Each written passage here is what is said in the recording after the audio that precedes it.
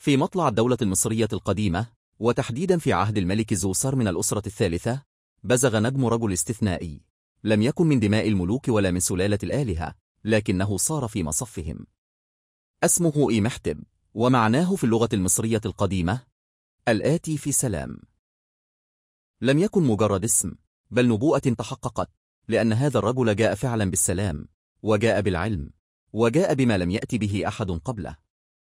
ولد إيمحتب في زمن كانت فيه مصر تبني نفسها حضارة وحياة، وكان هو من البنائين الكبار، لا بالطوب فحسب، بل بالأفكار. برع في فنون شتى، فكان مهندسا معماريا، طبيبا حكيما، وكاهنا عليما.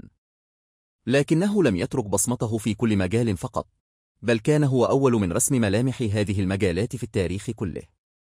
أشهر إنجازاته هو تصميمه لأول هرم حجري في التاريخ، هرم زوسر المدرج في سقارة.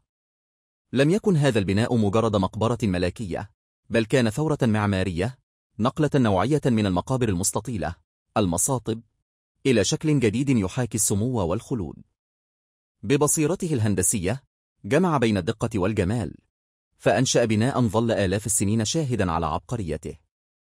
لكن عظمة إيمحتب لم تتوقف عند الحجر، فقد سجل في برديات الطب القديمة كأول طبيب معروف بالاسم في التاريخ.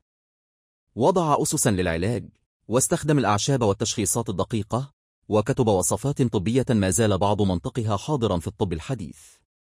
كان يداوي الجسد والعقل معا، وكان الناس يرونه رجلا يشفي بالكلمة كما يشفي بالدواء. ومع مرور الزمن لم ينس إيمحتب، بل تعاظم اسمه، ففي عصور لاحقة رفع إلى مرتبة الإله، وعبدته جموع المصريين كإله للشفاء والحكمة. وحتى في العصر اليوناني الروماني ظل اسمه مقدسا، واعتبر ندا لأعظم فلاسفة وحكماء الإغريق. لم يكن إيمحتب ملكا على عرش، لكنه ملك العقول والقلوب. ترك إرثا لا يقاس بذهب ولا بعرش، بل بخلود الأثر وبصيرة الفكر.